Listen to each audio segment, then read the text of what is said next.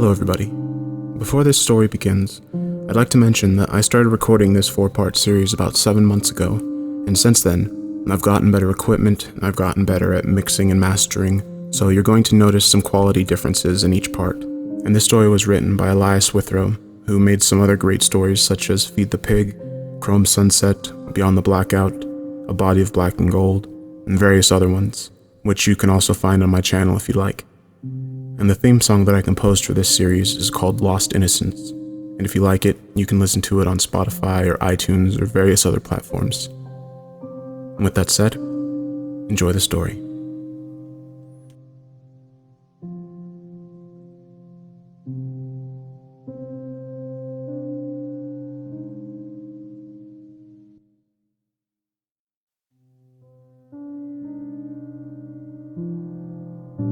My name is Matt, and my childhood wasn't normal, not by any stretch of the word. Something happened to my family that is almost impossible to understand, but I'm going to try my best to explain those 5 years. 5 years of my life I spent in terror. 5 years we all lived in fear. 5 years we'll never get back. My father, Spence, wasn't a very strong man, both physically and mentally. He was the type of dad who often let our mother speak for both of them. Now, he wasn't a complete pushover, but he often was content to just go with the flow rather than alter it. He worked hard and dedicated his free time to us, his family. He made sure our needs were taken care of. His soft assurances, the unseen foundation of our family. My mother, Megan, was the head of our house. She was outspoken, independent, and extremely loyal to all of us. She loved my father's quiet ways, and even from a young age, I could see the chemistry flowing strong between them. My little sister, Stephanie, was a year younger than I. She looked up to me, and my father always told me that it was my responsibility to look after her. And even though I gave her all kinds of brotherly hardship, I did love her. We lived in a suburban middle-class community, a complete stock photo of the American dream. My father worked a respectable 9-to-5 job, while my mother taught yoga classes out of the house. It was a neat life, organized and structured. Everything was discussed, considered, and acted upon as a family. It was a good home to grow up in. That was before he showed up. That was before the third parent. July 1989. I was sitting at the dinner table, waiting for my father to finish cooking. It was his turn tonight, and my stomach roared for his rosemary chicken. My sister Stephanie lay on her stomach in the living room coloring. Her golden blonde hair fell across her shoulders in waves, and she looked up at me, smiling. She extended what she had been working on, and I nodded, completely unimpressed. She sniffed at me and continued her sketch. My mother walked into the kitchen, pulling her hair back from her freshly showered face. "Everyone gone?" my father asked from the stove. My mother nodded. "Yes, Spence. The house is ours again. It's so much better teaching yoga in the basement. So much cooler. I'm glad we finished the basement over the winter. My clients are relieved as well. It's a scorcher out there today." "Mom, can you sit down so we can eat?" I begged from my spot at the table. My mother turned to me and laughed. "Matt, the hungriest 6-year-old this side of the Mississippi. Why don't you ask your dad to hurry up? He's the one cooking." I placed my forehead on the table's lid. "Dad, I'm going to die." Stephanie looked up from her coloring book. "Matt, don't be crazy." "You're crazy," I muttered, not looking back. "Nuh-uh," she said, sticking her tongue out at me. All right, my father said, turning from the stove. In his hands, he held a steaming platter of chicken. "Come sit down, Steph. The food's ready," I ordered my sister, the sight of the seasoned meat causing me to salivate. As she pulled herself up from the floor, my mother taking a place beside me, we all froze as someone knocked on the front door. My mother and father exchanged puzzled looks. My dad placed the food on the table and told us all to hold on a minute. Groaning, I watched him walk to the front door. He peeked through the keyhole. I saw him visibly tense, his whole body cementing like a statue. "Spence, who is it?" my mother asked. My father slowly turned back around to us, all blood draining from his face. His eyes were wide, and I saw fear dilate his pupils. He licked his lips and shot Stephanie and I a look. Spence? My mom pressed, her face contorting with concern. No, this can't happen. Not again. I heard my father whisper, staring off into the middle distance. The door shook as another series of knocks echoed throughout the house. My mom stood, her voice cracking with contagious fear. Spence, who is it? What's going on? I'm so sorry, my father mumbled, clutching his stomach, his face a pale sheet. I have to let him in. Before any of us could say anything, my dad turned and opened the door. Dying sunlight blinded me, and I squinted to see who our unannounced visitor was. Hi, I'm Tommy Taffy. It's good to see you again, Spence. I watched as my father slowly backed away from the open door. A man entered our house and shut the door behind him. My young mind tried to make sense of what I was seeing, but even at that young age, I knew something wasn't right with this unexpected guest. He was about 6 foot, and he had a shock of golden hair cut tight along his scalp. He wore khaki shorts and a t-shirt that said "Hi" in red cartoon font. But that wasn't what caught my eye. It was his skin.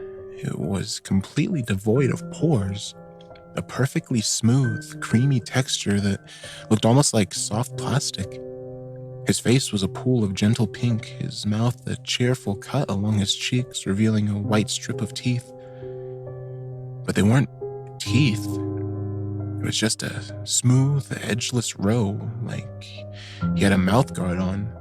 His nose was just a slight rise out of his face, like a doll, void of nostrils. And his eyes were twin puddles of sparkling blue, shining out at us from his flawless, eerie face. They were wide, like he was in a constant state of surprise, and they shifted around the room to look at us in a quick, jarring motion. His smile widened, and he raised a flawless hand to us at the table. Hi, I'm Tommy Taffy. It's good to meet you. I noticed he didn't have any fingernails or skin defects, no wrinkles or bruises, nothing. It was like he was a living, talking, human-sized doll. Spence? My mother croaked, recognition blooming in her eyes. It's going to be okay, Megan, my father said, voice shaking. Let's just be polite to our new guest, okay? The man, Tommy, cocked his head toward my father. My dad took a step back, raising his hands. I mean our new friend. The frozen smile never left Tommy's molded face.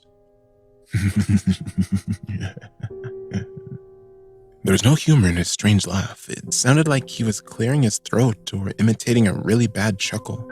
It was too pronounced, each syllable sounding too deliberate. My father forced a smile onto his face. I meant... He looked desperately at my mother, who offered him no help, her body frozen in absolute fear. I meant meet your new parent, kids. Stephanie, who was standing by her mother, frowned. He's not our dad. You are. And why does he look so funny? Stephanie, my mother hissed, gripping my sister's shoulder. Tommy laughed and walked forward to crouch in front of Stephanie. It's not nice to make fun of people who look different, is it? My sister looked at her feet, blushing. Tommy tasseled her hair. It's okay. Buck up, kiddo. We're going to get along just fine. I'm going to help your parents raise you. It's a big job being a mommy and daddy. Sometimes mommy and daddies need help. Tommy turned to my parents, that ever-present plastic smile stretching his face. I helped their mommy and daddies raise them. Isn't that right, Spence? Megan pulled Stephanie away as my father nodded nervously. That's right, kids. You did. Tommy smiled and turned to me. I was still sitting at the table, taking the odd scene in. I didn't understand what was happening. I didn't know who this weird-looking man was or what he wanted. What he was saying didn't make sense, but my parents seemed to know him, so I kept my speculations to myself. And you must be Matt, Tommy said, walking over to me. I didn't look at him, training my eyes to stare at my empty plate. I suddenly wasn't hungry anymore. I could feel the strange man beside me, his presence filling my head. I licked my lips, felt my heart begin to race. I didn't like this intruder. Something about him felt dangerous. Tommy walked behind me, chuckling, his hands sliding over my slender shoulders. Oh, it looks like we have a shy one. That's okay. I'll help him with that, he said to my parents. His fingers dug into my skin and I winced, but kept my mouth shut. Don't touch him, my mother hissed, eyes going wide. Tommy looked up at her, mouth stretched. My dad outstretched his hand, alarmed. Don't be so rude, Megan. Tommy continued to stare at my mother, who nervously lowered her eyes. Are you staying for dinner? Stephanie suddenly asked, breaking the tense silence. The eerie doll man let go of my shoulders, one of his hands sliding across my cheek and into my hair. Oh, yes. I'll be here for quite a while. And that was how Tommy Taffy entered our lives. At 6 years old, I didn't know any better than to seriously question what was happening. Their constant assurances that he was a friend pushed away any lingering doubt I had. As the days turned into weeks, I began to grow accustomed to Tommy's presence in our house. My initial fear slowly receded to wary caution. I soon learned that Tommy didn't like company. Whenever my mother had her yoga classes, Tommy would pull her off into a corner and whisper something to her. I would watch all of this with silent eyes. I would see my mother's face grow pale and she would nod, whispering back unknown assurances. Then Tommy would turn, that ever-present smile plastered on his face, and walk upstairs until the class was over. My parents told Stephanie and I that we weren't to talk about Tommy to our friends. Outside of the house, Tommy wasn't a part of our lives. I don't know why, but both my sister and I obeyed. Another thing I noticed was that Tommy never ate. He would sit at the table with us, but never partook in the meal. Stephanie asked him once if he was ever hungry, and Tommy just smiled at her silently and stroked her head. During the evenings, he would gather our family into the living room and give us a short lesson on how to be a good person. My parents never spoke during those talks, just sat next to us nodding. Tommy told us not to make fun of others, to love our friends and enemies, and always help those in need. He told us that's why he was here with us, to help my parents raise us, that we could come talk to him if we had a problem at school or didn't know how to handle certain situations. It went on like that for a month, and that's when my mother lost it. August 1989. My father had just arrived home from work, and I was sitting at the kitchen table doing homework. My mother was cooking dinner, and Stephanie was practicing her dance for the upcoming school play. She was going to be a ballerina and had 3 weeks to learn a few simple spins and twirls. She had been diligently practicing over the last few days, but just couldn't get it right. She was young, and her temper was getting the better of her. That's when Tommy decided to help her. He had been sitting on the couch watching her, when suddenly he rose and stood behind my sister, placing his hand gently over her shoulders. Let me help, sweetie, he cooed, his voice carrying a cheerful note. My mother spun around from the stove, and I saw her visibly tense. She didn't like Tommy touching us. She gripped the wooden spoon in her hand until her knuckles went white, watching as Tommy crouched and cupped Stephanie's body with his. He took her hands in his from behind and guided her arm and waist, his cheek pressed gently against my sister's. Tommy, let her learn on her own, my mother said, her voice shaking. Tommy didn't even look at her, just kept guiding my sister. I could hear my father coming down the stairs, freshly changed from a day at the office. Tommy spun my sister, and for the first time, she nailed the twirl, her little feet twisting her body in a complete circle. Tommy clapped his hands once and then leaned down and kissed Stephanie on the cheek. Good girl. Don't do that, my mother shrieked, dropping the spoon, her face draining of blood. I jumped in my seat at the table and swallowed hard. I don't know why my mom was getting so upset. He was just helping her. I also knew, deep down, that it was a bad idea to yell at the new member of our family. It was the gut instinct of a child, a gentle warning that rumbled in my head. Tommy stood.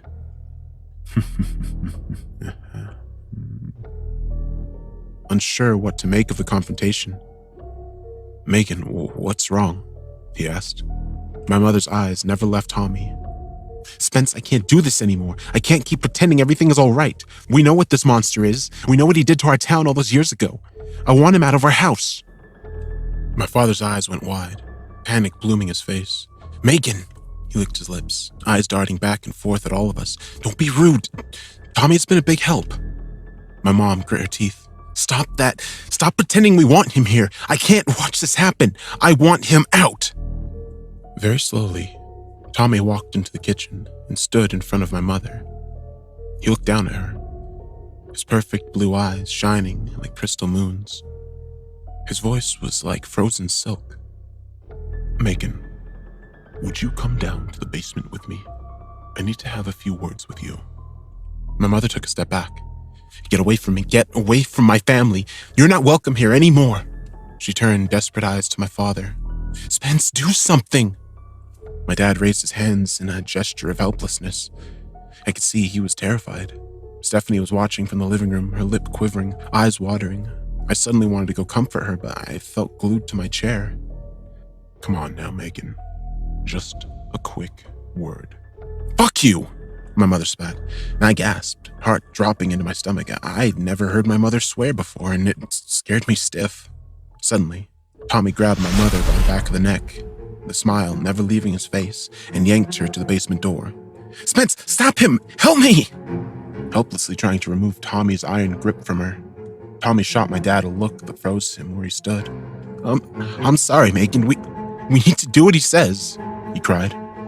Stephanie was now openly crying, hands at her sides, tears running down her face. I felt sick as I watched Tommy open the basement door and drag my mother down into the darkness. The door slammed closed behind them. It was silent for a few minutes. Then the screams began. I'd never heard my mother scream before, and the sound of it shattered me. My father ran into the kitchen, scooped me into his arms, and then snatched up Stephanie and the other one. He marched us upstairs into his bedroom and dumped us on the bed. We sat huddled like that for hours, none of us speaking a word. My mother continued to scream. Finally, long after the sun set, we heard the basement door open. Mom's sleeping in the basement tonight, Tommy called out. 2 years passed after that night. My mother never resisted or talked back to Tommy again. When she came out of the basement the following morning, I expected to see her covered in bruises and blood, but I could see no visible signs of violence. I was too young to understand what had happened, why my mother now walked with a limp and would for the rest of her life. She didn't speak to my father for a month, and even then it was just enough to get by. I noticed my father crying a lot during those 2 years. I didn't know what was happening to my family, but I kept my mouth shut and obeyed the rules. Listen to Tommy. Don't talk about Tommy to others. Things went calm during those 2 years. Tommy continued to give us life lessons and be a part of our home. No one but my family knew he was living with us. He was our secret, the dark star that hung above our heads.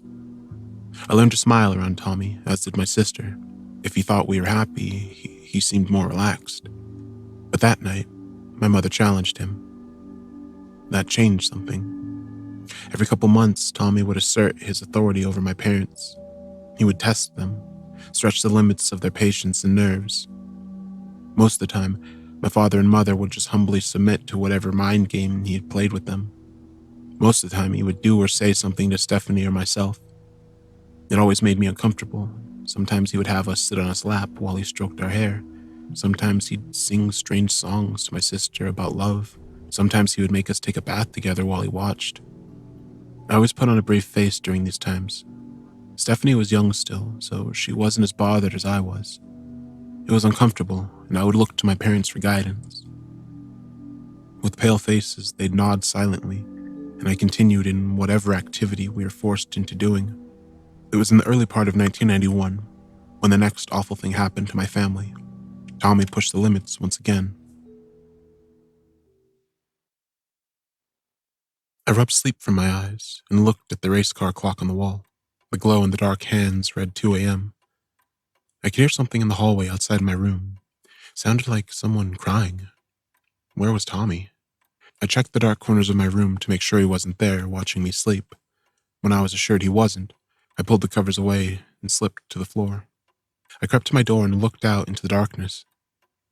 I could see a figure sitting on the floor by my sister's closet door. A person. I squinted in the black and realized that it was my father, with his hands over his face.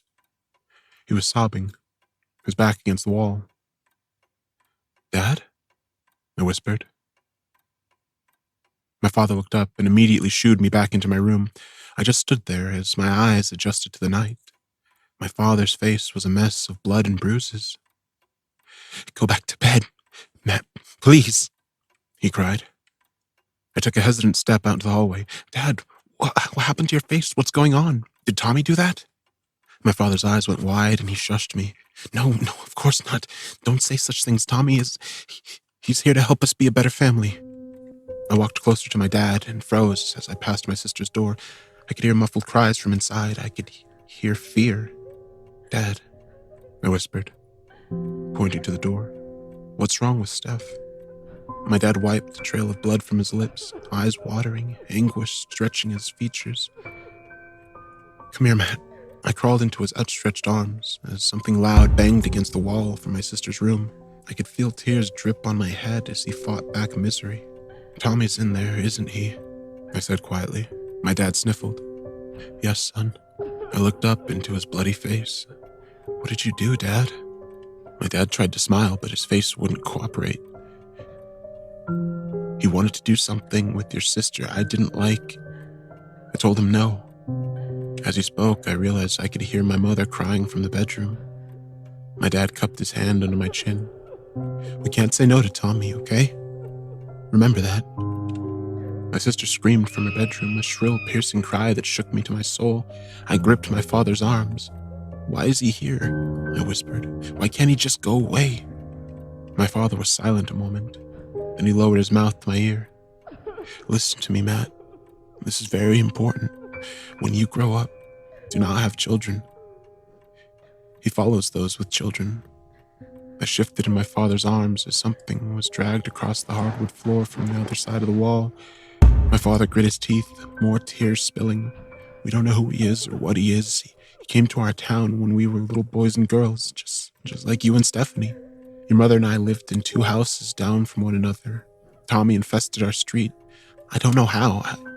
He was everywhere, always. He'd be at my house, but also across the street, also at your mother's, all at the same time. I don't know what he wants, what his purpose is. He just showed up one day. He just showed up and wouldn't go away. God knows my father tried." "Is that how Grandpa died?" I asked. I never met my grandpa. I just knew he died years before I was born. My father nodded. "Yes, ma'am. Tommy had to teach him a lesson. He had to teach the entire street a lesson. After that, why can't you just kill him?" I whispered, ever so softly. My dad brought his mouth closer to my ear, his voice barely audible. We tried everything. We burned him, shot him, cut him into pieces, but it never worked. He always came back, knocking at our door. And someone had to pay. Someone always had to pay. If we didn't follow his rules, someone had to pay. Tommy was our secret. He was our invisible monster hidden from the outside world. Deaths were covered up. Abuse was brushed under the rug because we knew if anyone said a word, Tommy would make it bad for whoever had to face his punishment. I digested all of this with the understanding of an 8-year-old, and the only thing I could think of was, when is he going away? My father kissed the top of my head. 3 more years. The bedroom door suddenly opened and my father jumped, tumbling me out of his arms. Tommy stood in the darkness, his face perfectly composed except he was breathing hard. His plastic-looking face scared me, his 2 blue eyes glowing out of the black. Tommy jabbed a thumb over his shoulder at the now silent bedroom. "She's going to sleep like a log tonight." September 1993. We had 1 year left. 1 more year. I could almost see the desperation in my parents' eyes grow every day, begging the calendar to advance. We were almost through the nightmare. I thought a lot about what my father had told me that horrible night in the hallway. I thought about what he must have gone through as a child, what he must have experienced. I wondered how bad things must have gotten for Tommy to murder my grandfather. I realize now that despite all the awful things Tommy was doing, my father's submission was keeping us alive. His agonized silence kept Tommy's wrath at bay. Looking back, I can't imagine the mental torture he endured during those 5 years. Stephanie didn't talk much after that night in March. I noticed her charismatic personality decline drastically, and suddenly she was an unsmiling, silent child. I don't think she understood what happened to her, and as she grew up, I think her mind slowly began to build a wall, blocking that night out of her mind's eye. My mother and father seemed to be extra compliant that last year. They engaged in Tommy's nighttime lessons with added enthusiasm, and my mother desperately made sure Stephanie and I reacted in ways that made Tommy happy. But I didn't make it out unscathed. Tommy was sure to make his mark on our entire family. I was sitting in my room with the door closed. It was almost dinner time, and everyone was downstairs getting ready. I could hear Tommy laughing from the living room. I looked down at the magazine one of my friends at school had given me. It was a Playboy. We had pored over the pages in school, giggling and ogling over naked women scattered throughout the magazine. I'd never seen anything like it. It was my first exposure to that world. It made my heart race in ways I enjoyed and felt something weird but pleasurable stirring inside me. I had asked my friends if I could borrow the magazine, and he had let me. I adjusted myself on the bed and pored over the nude photos. I couldn't believe women actually let people take pictures of them like this. I felt something stir in my crotch as I turned another page. My heart was racing. I felt hot, my cheeks flush. I was on the last page when I heard something from the doorway. "What you got there, Matt?" I whipped my head up, jumping, the magazine falling to the floor. Tommy was watching me from the door. I hadn't even heard him open it. "Nothing," I mumbled, snatching the Playboy up and shoving it under my pillow. Tommy walked over to me. "I didn't hear you come in," I mumbled, blushing. Tommy reached over my pillow and pulled out the magazine. "It's not nice to lie. I've told you that. Why were you lying to me, Matt?"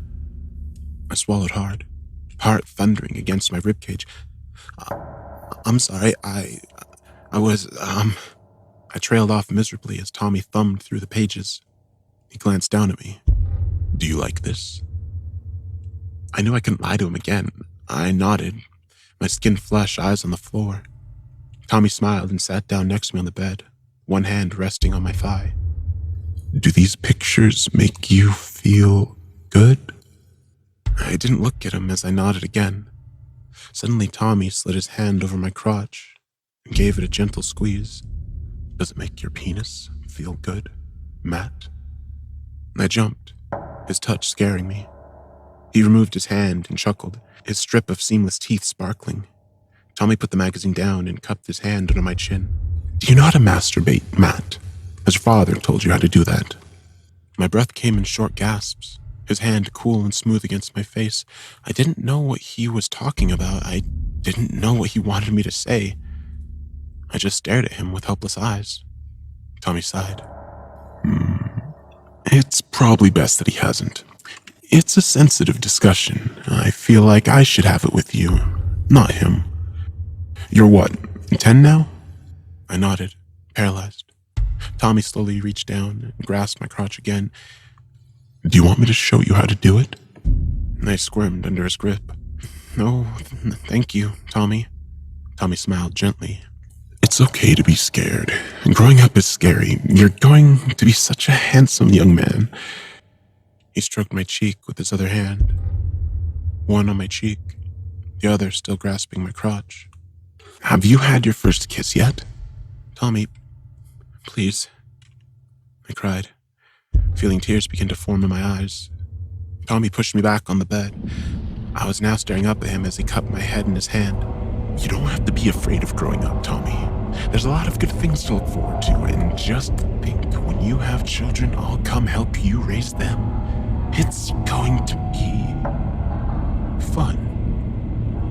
Let me go," I whispered, openly crying now, his breath hot on my face. Tommy suddenly leaned down and kissed me, his lips engulfing mine. I let out a squeal of panic as I felt his tongue slide into my mouth, his grip tightening around my crotch. His mouth tasted of rotting fruit and decaying meat, a rush of filth that invaded my taste buds. He rolled his lips around mine and then pulled away and whispered, "Not going to get hard for me."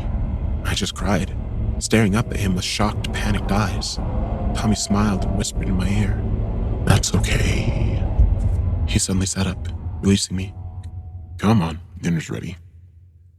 Shaking, I wiped my face and let him help me off the bed. I wasn't hungry. July 1994. As the days marched closer and closer towards July, my family developed a silent optimism, a desperate plea to make this all stop, to make it all go away. My mother and father made sure there was no reason for another hard lesson. They bent over backwards for Tommy, begging through clamped teeth that we'd all make it to July without another incident. On July 3rd, we woke up to find Tommy Taffy was gone. 5 years to the day. We couldn't believe it. He'd simply vanished overnight. We checked our entire house, my mother weeping tears of relieved joy that the nightmare was finally over.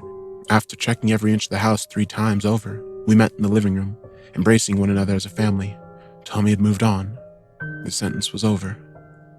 My father called out of work, and we went away for 2 weeks to the beach. During those 2 weeks, I kept expecting to wake up with Tommy standing over me, that horrific smile on his face, but he didn't. It was over.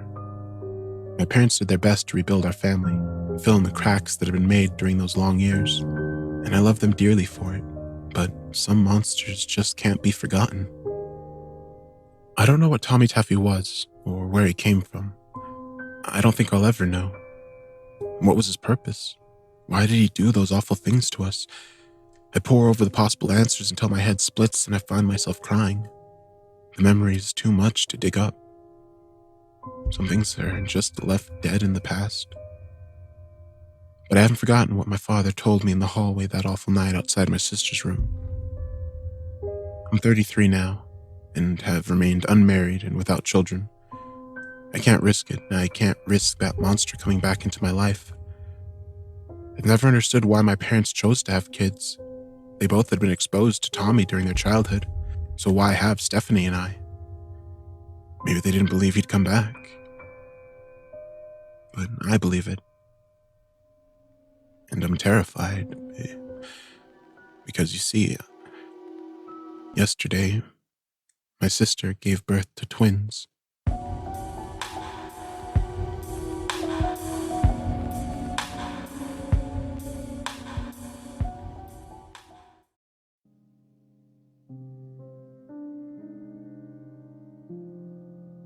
Some of you may have read my son's account, The Third Parent, about what happened regarding the monster Tommy Taffy.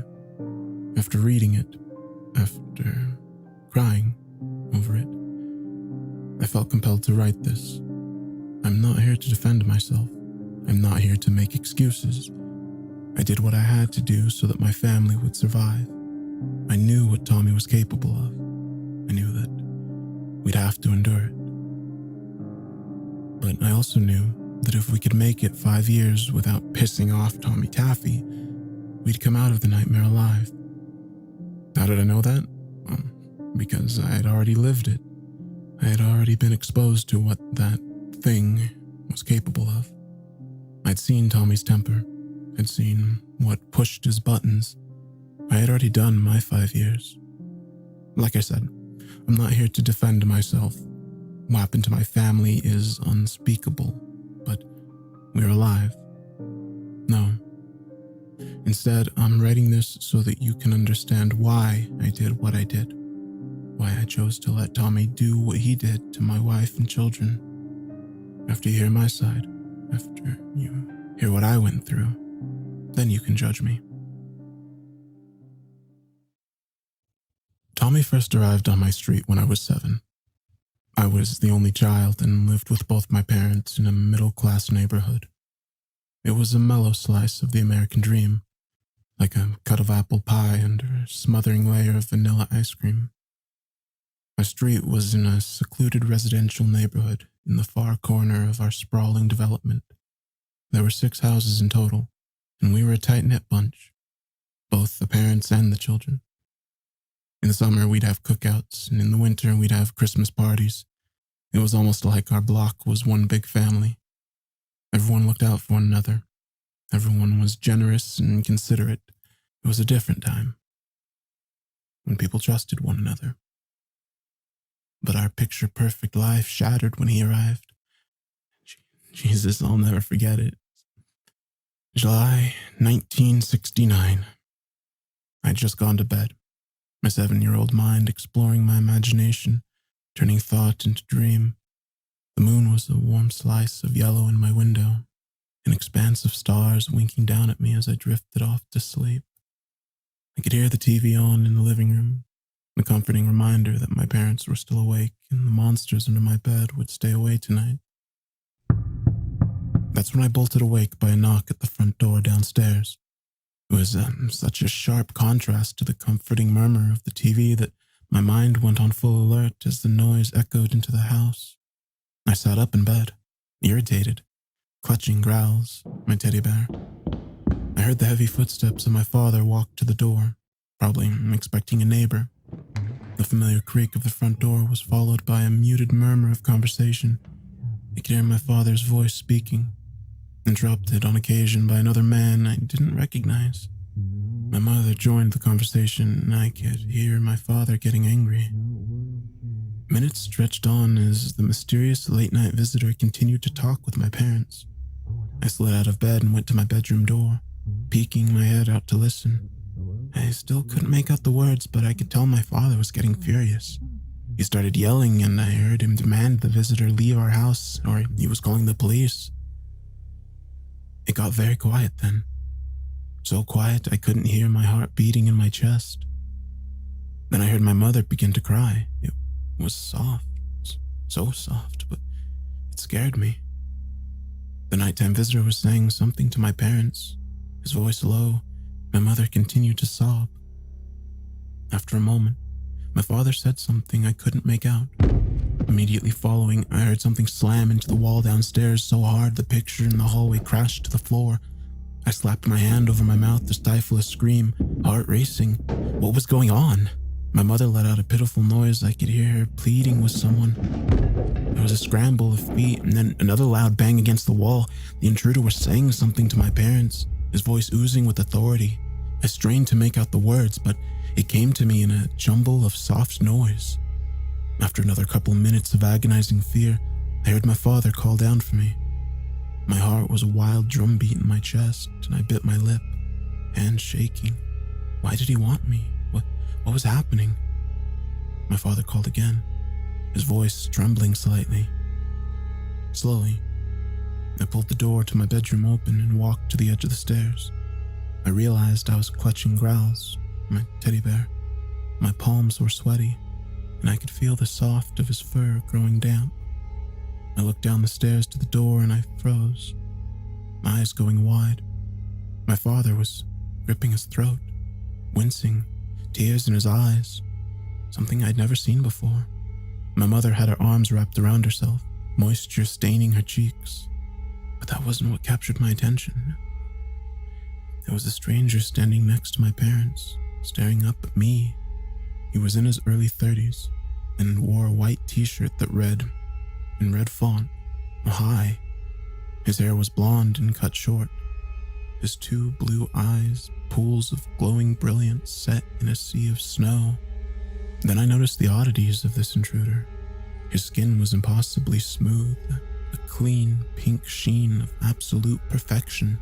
His nose wasn't so much a nose as it was a nub jutting out of his face. His lips were twisted in a smile, revealing white strips where his teeth should have been. "Hi, Spence," he called to me, his voice cheerful. "I'm Tommy Taffy. I'm going to be staying with you for a while." I clutched Growls to my chest, quivering, begging my parents for guidance. Instead, they cast their eyes to the floor, clearly shaken.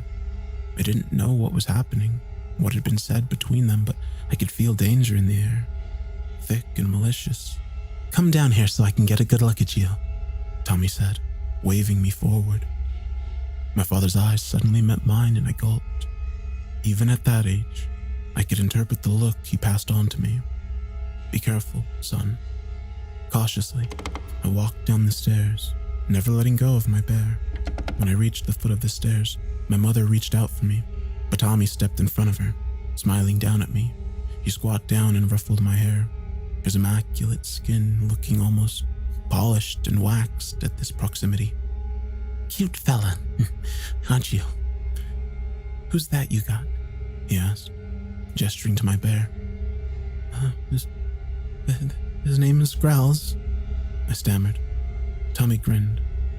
"Of course he is. I'm going to help your parents for a while, so I'd like the three of us to be friends. Me, you, and Growls. You think that'd be okay?" Again, I looked at my parents for help, confused and shaken. I had no idea what was going on, who this was, why my parents looked so scared. He seemed nice enough, but the way my father rubbed his throat told me otherwise. "Boop, boop," Tommy chuckled, knocking gently on my head. "Hey, I asked you a question, Spence." What did you do to my daddy?" I whispered, immediately wishing I hadn't. Tommy's mouth remained a frozen smile, but his eyes darkened, ever so slightly.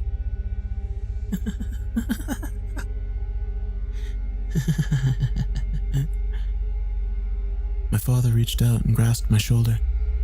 "Spence, son, it's okay. I'll tell you later about it. For now, Tommy is going to...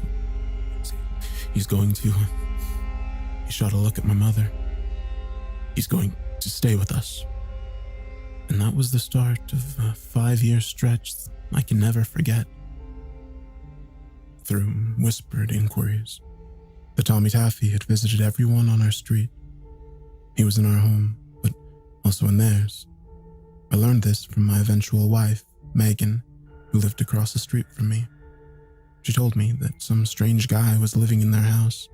After she described him, I deduced that it was one and the same, Tommy Taffy. I didn't understand how it was possible, but knew to keep my mouth shut. Tommy had sworn me to secrecy. He swore everyone to secrecy.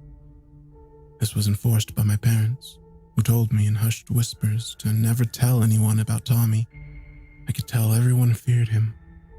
I did too. There was something unsettling about his constant smile, his slightly off features, and the cool, enunciated way he spoke and laughed. I didn't know what he told my parents to keep them from going to the police, why they were allowing him to live in our home, but it must have been terrible. We were a hostage in our own home. Of course, Tommy didn't keep us there, but we knew he would be waiting once we came back. At night, Tommy would sit us down and give us life lessons. He would tell us how to be good people, how to love one another. I remember one time during the first week, I looked out my front window across the street into Megan's living room. I saw Tommy there, speaking to her family on the couch. The Tommy in front of my family stopped speaking immediately and stared long and hard at me. Then he went to the window and closed the curtains before continuing.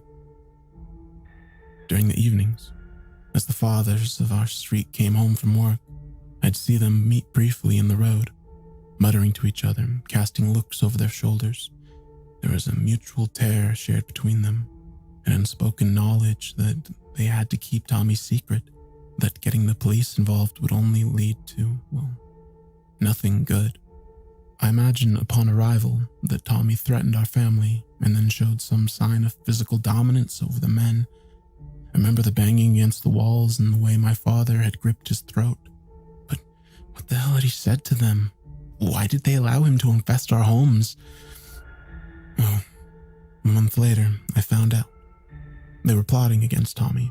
They were going to kill him. August 1969.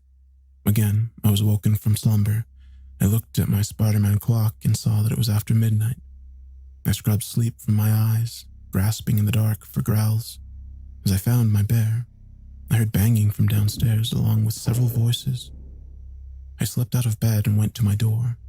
The lights downstairs were off, but I saw beams of light cutting through the black. Flashlights? I called out for my parents, but saw their bedroom door was wide open.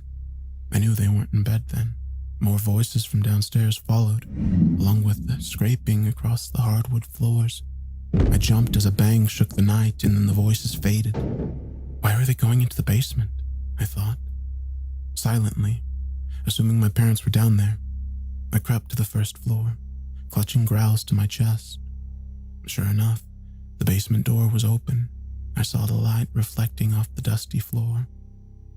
I could hear my father's voice, then familiar voices of the neighbors. They were speaking to someone. They were angry.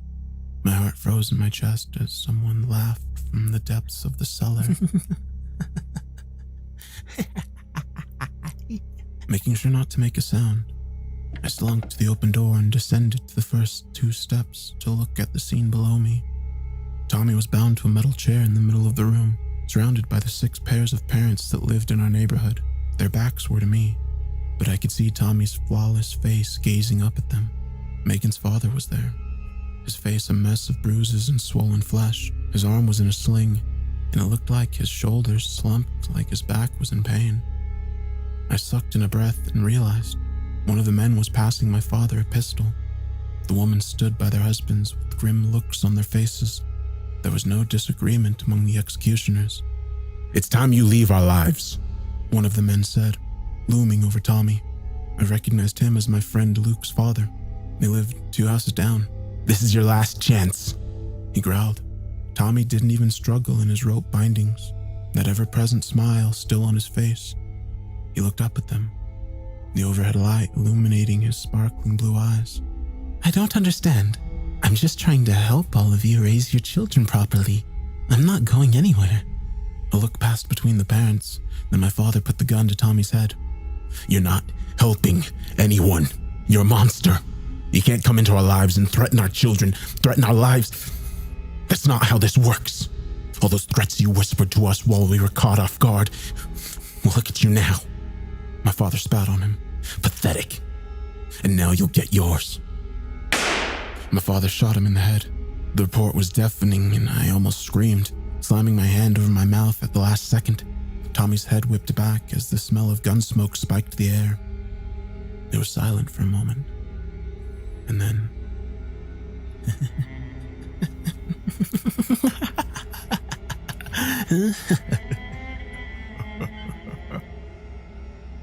In horror, I watched as Tommy slowly raised his head to stare back at my father.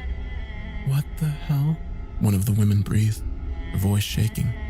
There was no blood, no shatter of bone, nothing, just a dark circle in Tommy's forehead where the bullet had passed. "What the fuck are you?" someone whispered. Tommy's eyes spun to the man who had spoken. "I'm Tommy Taffy, and I'm not going anywhere."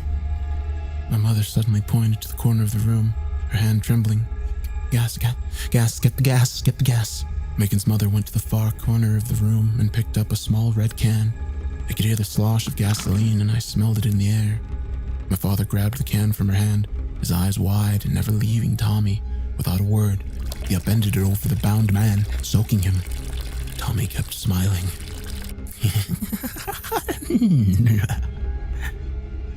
Another father passed my dad a box of matches. My father struck one, his hand hovering in the air.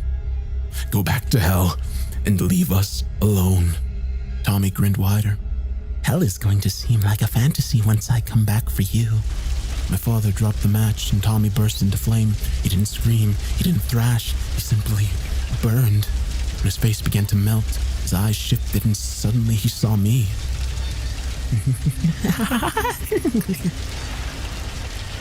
Heart exploding in my throat, I fled back to my room, tears streaming down my face. From the safety of my bed, I eventually heard the neighbors leaving, relief in their voices. 2 weeks later, Tommy came back. September 1969. We were eating supper, our sense of normalcy returning to our home. My father never told me they had murdered Tommy, instead opting to inform me that his visit was over and he had went back home. I still caught whiffs of gasoline about our house, but kept my mouth shut. I was just happy my family was okay. The sun was setting, and the dying orange light filtered in through the living room window, stretching out across the floor to cover the dinner table. My mother and father sat at the opposite end of the table, chatting about their day. I could tell they were still shaken, but I admired the way they were trying to return their lives to what it had been before Tommy showed up. As I shoveled mashed potatoes into my mouth, the front door exploded again. I spun around, jumping as the wood splintered and the hinges creaked. I dropped my fork, eyes growing wide. It was Tommy, and he looked furious. My parents' mouth dropped in unison, but before they could speak, Tommy marched toward us with an alarming speed and upended the kitchen table. Dishes filled with food shattered to the floor, and my father half rose, fear paralyzing him. Without a word, Tommy grabbed my father by the neck and dragged him to the wall, where he plowed his face through the sheetrock. My mother screamed and ran to aid my father, but Tommy spun on her and punched her in the teeth, sending her crashing to the floor. Feeling my bladder go, panic clawing at my throat, I watched Tommy pull my father's bloody head from the wall. Sputtering, dazed, my father tried to release himself from Tommy's iron grip, but it did no good. His eyes dark and his mouth clamped in a snarl, Tommy clamped a hand over my father's throat and dragged him into the living room. Without stopping, he threw him through the window and out to the front yard. I was a mess of tears and terror, snot bubbling from my nose as Tommy turned back to my mother and I. No, he was smiling. He just went to my stunned mother and hauled her up. "You're going to need to see this," he said darkly, his lips curled in a grin. He looked at me and jerked my head towards the door. "Come on, Spence. You too." He pulled my mother to the front door and pushed her outside. I hadn't moved, my face frozen in a silent scream. Tommy looked over his shoulder and winked at me. "Don't make me ask again, sport. Oh, and bring that broom behind you." Pulled off my chair by fear, I got up and dutifully grabbed the kitchen broom and walked it to Tommy, my pants reeking of urine. Tommy put a hand on my shoulder and guided me outside to stand by our mailbox. I saw my father rolling in the grass, a mess of blood and glass, my mother kneeling before him, weeping. Our neighbors were coming out of their houses, eyes wide, shocked looks of horror on their faces as they saw Tommy. "Gather around," he yelled, motioning for them to come closer. "Look at what you've done." I saw Megan at her doorstep across the street, face a pale sheet of snow. She looked at me, and I saw her begin to cry, burying her face in her hands.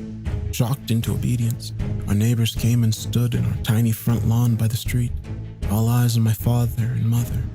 "This is your fault," Tommy said, meeting every one of their terrified faces. He suddenly snatched the broom from my hand. In one quick motion, he snapped the head off, tossed the duster aside, and advanced to my father, gripping the splintered pole.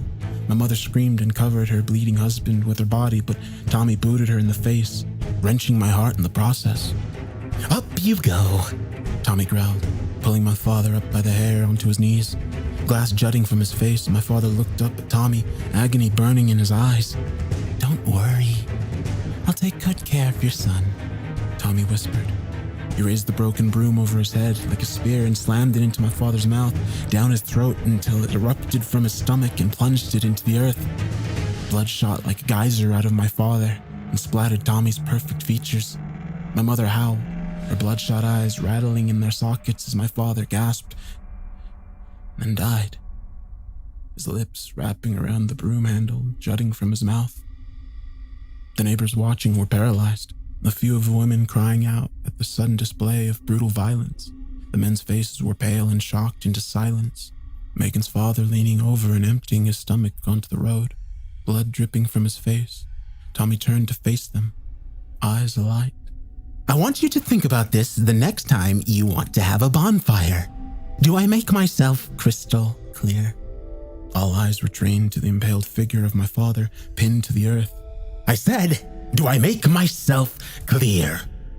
Tommy repeated, the smile dropping from his face. Everyone slowly nodded, every eye wet with tears and wide with horror. Tommy threw a thumb over his shoulder. "Now get rid of him. I need to put his son to bed." I took a step back, tears flowing freely from my eyes, shaken to the core, unable to stop staring at my dead father. My world swam and rocked, my vision a streaking blur of color. I felt like I was going to throw up, pass out, scream until I couldn't breathe anymore. Tommy was suddenly looming over me, sweeping me up in his arms. He pressed my shocked face into his shoulder and stroked my hair. As we went into the house and up to my bedroom, I heard a rumble in Tommy's chest.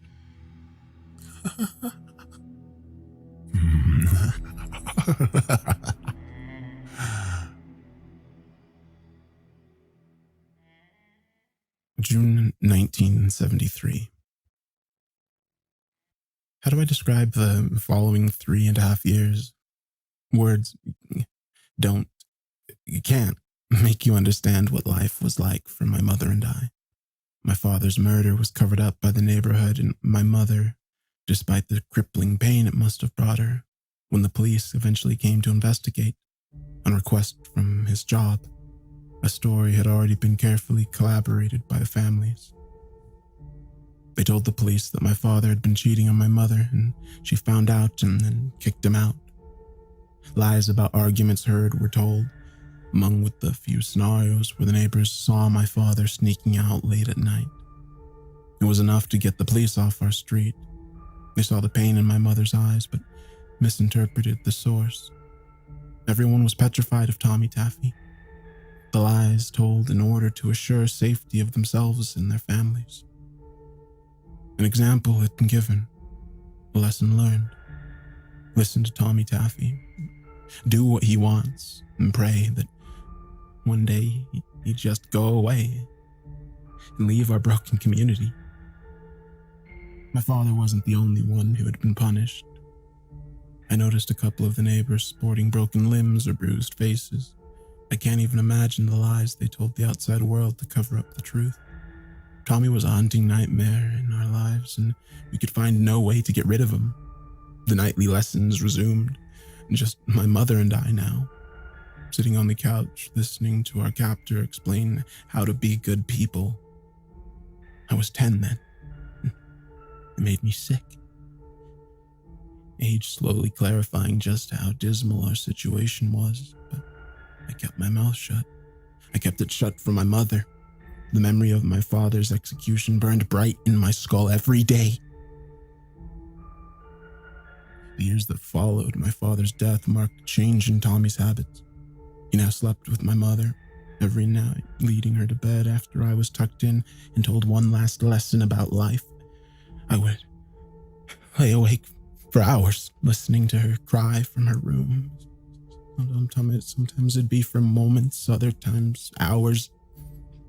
He didn't always stay with her through the night, though. I remember times I'd wake up and he'd be standing in the dark corner of my room, watching me sleep, his eyes like shining oceans. Other times he'd be staring at me through the crack in my door. He'd stand there for hours, just fucking watching. Sometimes I'd wake up to him sliding into bed with me, always placing a cool hand over my thigh. Heart thundering, fear ripping against my insides, I'd always turn away from him, breaking out in a cold sweat. I still had growls, a constant source of childlike comfort. I'd hug him to my chest, tears running down my face until either the sun came or exhaustion shut my brain down. We endured this silently, begging for it to end. July 1974. I was 11. It was the 5th year to the day since Tommy had entered our lives. I sat in the living room reading a book while my mother prepared supper for us. She was pale and gaunt, the long years wearing her to the bone. Her eyes were lifeless these days and had sunk into her sockets. Her cheekbones pronounced, skin thinly stretched over them. Growls lay on my chest as I reclined, trying to focus on my book. Tommy was sitting in the chair across from me, watching. I turned a page and jumped as Tommy spoke. "You really love that thing, don't you?" I turned to Tommy. My book?" Tommy shook his head, smiling. "No, son, that bear." I looked at growls on my chest and shrugged uncomfortably. I guess so." Tommy leaned forward, lacing his fingers together. "Put your book down, Spence." Licking my suddenly dry lips, I obeyed. I noticed my mother was watching from the kitchen, looking alarmed. "Do you know what love means?" Tommy asked. I fiddled with growls, eyes downcast. It means you care for someone."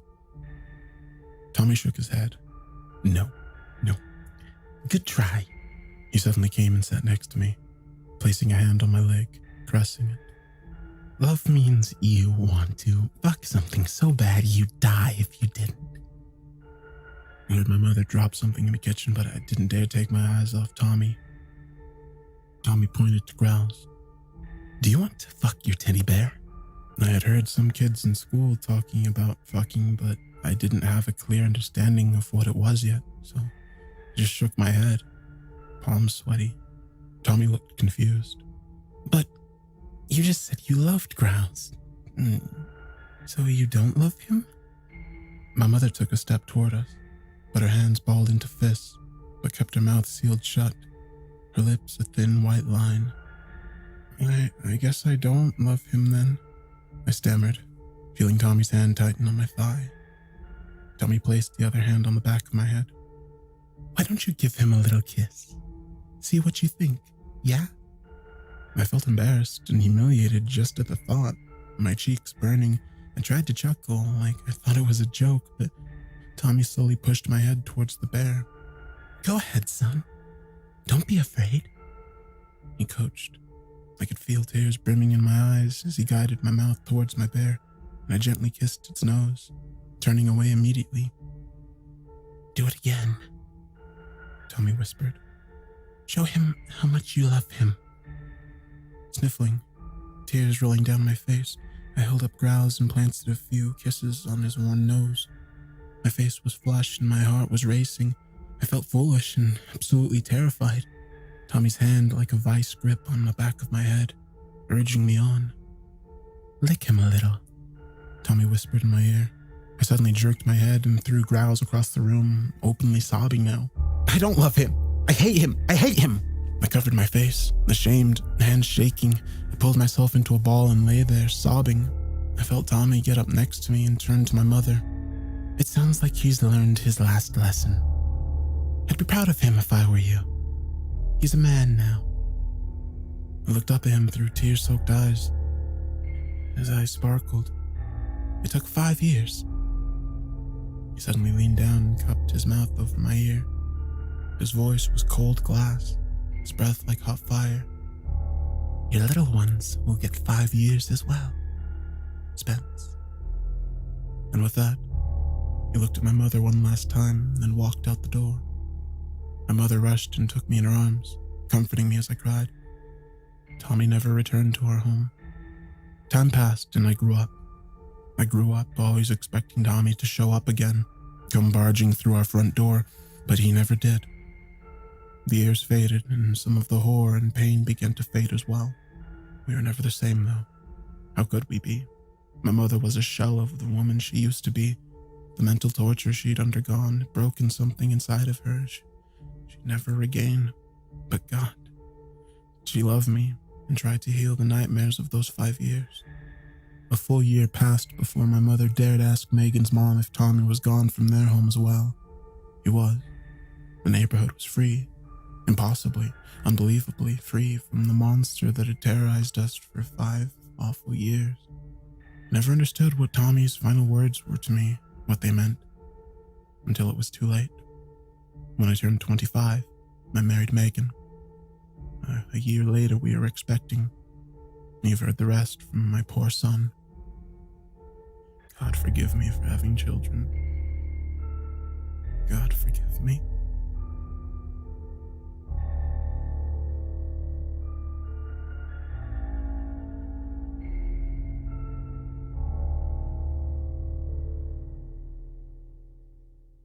My father, Spence, he had told me that he wasn't going to make it to Stephanie's for Sunday lunch tomorrow.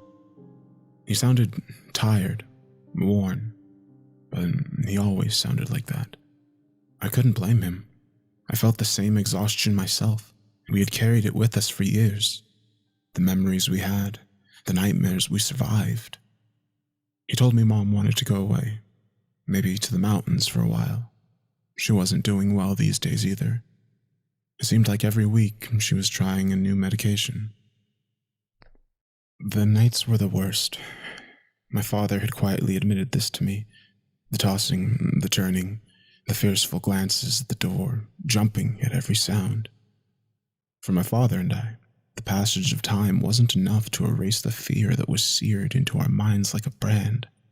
Stephanie seemed to be doing the best out of the four of us. She was happily married, and her baby twins were almost 3 months old now. She named them Jack and Jill. She thought it was cute. It was. Her husband Lewis was a good guy, and he took care of them. A selfless, strong man who put his children and wife before all. I sat in the darkness of my apartment, glancing at the clock. It was almost 11. I thought about retiring for the night, but instead got up and poured myself a shot of rum. I downed it without even thinking, and let the heat settle my worn mind.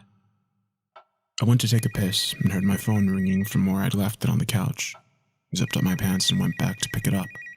I expected it to be my father again. It was Stephanie. Why is she calling this late? I thought to myself, immediately going into full alert. I placed the cell to my ear. Hello? Steph? It was silent for a few minutes, something rubbing against the speaker. Then my sister's voice trickled through the line, terrified and thin. Matt? My brow furrowed. Yeah, I'm here. Is everything okay? More heavy breathing, then a thick whisper. Matt, he's here. The line went dead. My heart began to race, fear suddenly roaring in the silence. I stood in the darkness, phone pressed to my head, eyes glowing red. No, Jesus Christ, please, no, not yet. I immediately redialed Stephanie, but it went to voicemail. As I placed the phone down on the counter, I realized my hands were shaking. I poured myself another shot of rum and threw it back. I began to pace, trembling in the dark, mind spinning. It was everything I'd feared, but it was too soon, way too soon. Fuck! I screamed, throwing the glass against the wall, hysteria splitting my mind. Fuck! I collapsed on the couch and tried calling Stephanie again. It rang once. Twice. Then it picked up. Steph, tell me exactly what's going on. Are you okay? There was no response, but I could hear something in the background, muffled and urgent. Tears were forming in my eyes. Jesus, Steph, please tell me you're okay. And then a voice, like cold silk. Hello, Matt. Oh, it has been some time, hasn't it? Recognition blasted through my mind like an icy wind, swirling through the depths of my mind and ripping apart every horror I'd ever experienced. Bile lurched in my stomach, and sweat broke out across my forehead. Voice trembling, I asked in a whisper, Tommy?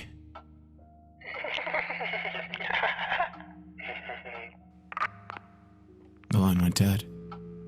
I stood up, clawing at my hair, vomit threatening my throat. No, this was not happening, God, please. Fuck. I couldn't stop shaking, the voice on the phone opening up years of suppressed nightmares, tearing the chains and shattering the locks. I collapsed on my knees and vomited onto the floor, unable to hold it back anymore. I stared at nothing, bloodshot eyes blinking rapidly. 5 more years. No! I screamed, pounding the floor with a fist. I got to my feet and snatched the keys from the countertop. Stephanie only lived a couple of miles away. I wasn't going to let this happen. Not again. I slammed the car into park. Stephanie's house was lit up like a distress beacon, but the drapes were drawn across the front windows. I couldn't see any signs of movement, no shadows, nothing. I wrung my hands, racking my brain. What exactly was I going to do? What was the plan here? I just knew I had to do something. I wasn't going to let my sister's family suffer like ours did. What about Lewis? He would have no idea what was going on. He would fight back, and... oh no. Taking a deep breath, I opened the car door, the cool night air hitting my face like a splash of water. My sister's street was dark, the quaint line of single-story homes lining the road like blacked-out bricks. Except for Stephanie's. Rubbing my hands on my pant legs, I approached the front door, heart hammering in my chest like a wild drum. My throat was dry, and a voice in my head screamed to just go back home, but I couldn't. Not until I knew Stephanie and her family were okay. Maybe I could what? I was just standing before the front door. I ran a hand across my forehead and then knocked. It sounded like gunshots in the night. I pressed my ear to the door but couldn't hear anything through the thick wood. As I raised my fist to knock again, the lights in the house went out. I pounded on the door now, terror and urgency detonating in my chest like a bomb. Stephanie, it's me, Matt. Please, open the door if you can. Suddenly, I heard the deadbolt turn. I stepped back and the door creaked open, breath rushing from my lungs like a discarded balloon. 2 blue eyes shined from the darkness like glowing crystals of fire. And then a voice, smooth as cream. A little late for a visit, don't you think, Matt? Staring into those burning blue eyes, hearing my name from his foul lips, it took everything I had to keep standing. Where's Stephanie and the babies? Where's Lewis? I finally choked out, frozen on the front steps, unable to look away from his eyes gazing at me from the black. We're all here, just getting reacquainted. Lewis wasn't very welcoming. What have you done? I hissed.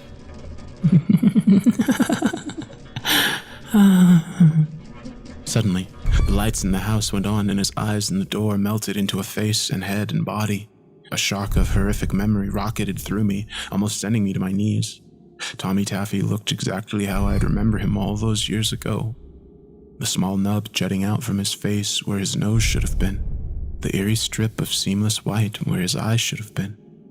And his ever-glowing blue eyes, so intense they threatened to drown me. His perfect, impossibly flawless skin gleamed in the light, reminding me of soft plastic. Tommy pulled the door open, gesturing inside with his hand. You came to see your sister, didn't you? From my place on the steps, I could see directly into the kitchen. Lewis was slumped on the floor, motionless by the table. Stephanie was next to him, weeping, clutching his still body. She looked towards the door and saw me, her eyes widening, desperation shaking her voice. Matt, help us, please. The agony stretched across her face, tore me apart, tears blooming in my eyes. I went to push past Tommy, but he grabbed my shoulder, stopping me. You saw your sister. No need to get involved, Tommy said, his grip like an iron clamp digging into my collarbone. I turned to Tommy, 1 foot in the house. Please, leave them alone. Haven't you taken enough from our family? It's time for you to go, Matt, Tommy said, pushing me back outside. Stephanie wailed, screaming my name from her place beside Lewis. I tried to step around Tommy, desperation racking my voice. Please, just... I was cut off as Tommy suddenly stepped forward and grabbed me by the throat.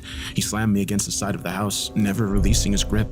His face was inches from mine, his voice like burning coals, but his face remained calm. I told you to go. Don't make it worse for them. This isn't about you anymore. I gasped as he released me, slumping to my knees in the dewy grass.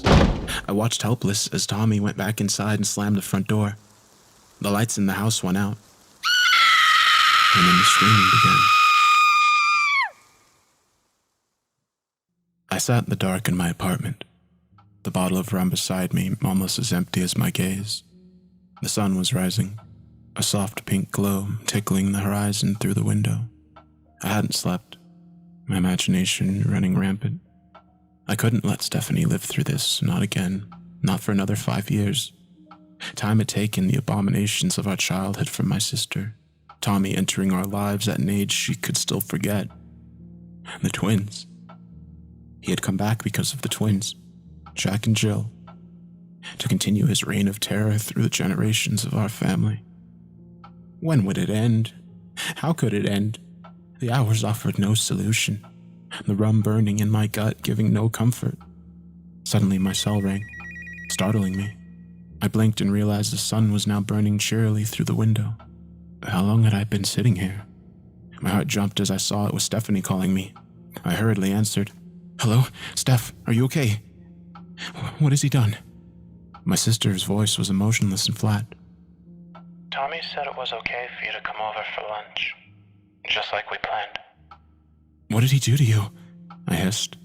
Her voice never changed. He's feeding the twins. Everything is okay. Steph, I started, but she hung up. I rose and rushed to the bathroom, splashing water over my face. The rum seemed to have no effect on me, my eyes meeting my face in the mirror with surprising clarity. But that did nothing to dilute the fear that plagued my mind. I raced out of my apartment and into my car. As I drove, I found myself becoming sick. Claws dug into my memory and uprooted the past horrors I had experienced at the hands of Tommy. I couldn't let Jack and Jill go through that. I couldn't let Stephanie watch her family slowly get torn apart. A couple minutes later, I was parking in front of her house. I anxiously got out of the car and went to the front door where I knocked. Tommy answered, a baby in each arm. Hello, Matt. Good to see you at a more appropriate hour. Come on in. Just seeing him touch the children made my skin crawl and my stomach clench, but I shut my mouth and said nothing. I walked past him. He kicked the door shut behind me, bouncing the babies in his arms and beaming down at them. Oh, beautiful children, aren't they? Tommy said softly, staring down at their faces. Where's my sister? I asked, a trickle of sweat running down my spine like a ghost. As if to answer, Stephanie came walking down the stairs. Her skin was pale and dark bangs hung from her eyes. There was no sign of physical violence, but I knew Tommy had other ways to punish people. Lunch is ready, she said, tonelessly. She walked into the kitchen and began setting food on the table. I followed her and then froze. Louis was slumped over the table, breathing heavily. One side of his face was swollen, closing his left eye. Blood leaked from his mouth onto an empty dinner plate before him. His legs had been broken, his shins and ankles twisting along the sides of the chair at angles that turned my stomach. Upon seeing me, he raised his head, trailing drool and blood from the corners of his mouth. "Get this monster out of my house," he whispered to me. Before I had a chance to respond, Tommy was sweeping in behind me, cooing down at the babies. Stephanie was like a zombie, placing the steaming platters of food before us, then sitting in the chair opposite her bleeding husband. "Jesus, Louis," I gasped. "We need to get you some help. Come on, I'm taking you to the hospital." Tommy looked up at me from the babies. Matt, sit down and enjoy the food your sister so lovingly made for you. It would be terribly wasteful to ignore such a feast. As if to lead by example, Tommy took a plate at the table, the gurgling, oblivious twins chirping in his arms. "He needs help, Tommy," I insisted, terrified of the words coming out of my mouth. Don't be dramatic, Matt. I suddenly slammed my hand down on the table. I'm taking him to the hospital, goddammit! Immediately, I regretted my sudden aggression. The gasoline fire in my chest was doused instantly as Tommy's shining blue eyes met mine. Wordlessly, Tommy stood and handed Jill to Stephanie, who gratefully accepted her daughter. Eyes never leaving me. Tommy took Jack and went to the sink. He turned on the garbage disposal.